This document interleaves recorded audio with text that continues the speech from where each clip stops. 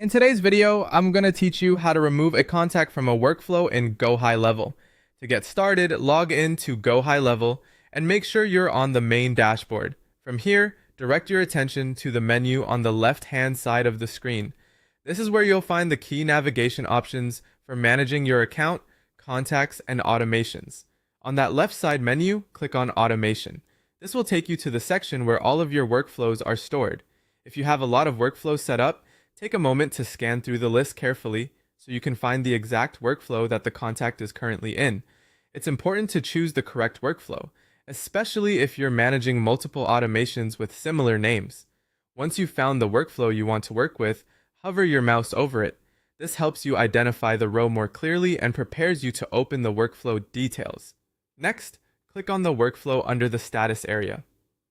This will open the workflow's status view, where you can see the current activity and the contacts associated with that automation. After the workflow is open, give the page a second to fully load so you can clearly see all available controls.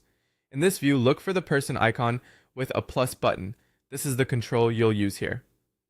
Click on that icon to update the contact's workflow status. After selecting it, you should see the status change to finished. That status indicates the contact has effectively been removed from continuing through the workflow.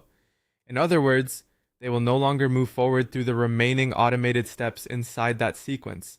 This is especially useful if someone no longer needs to receive follow-ups, has already completed the process manually, or was added to the workflow by mistake.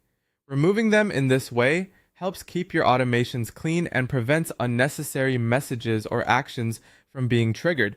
As a quick tip, before making this change, it's always a good idea to confirm that you're editing the right workflow and the right contact status view. That small check can save you from accidentally updating the wrong automation.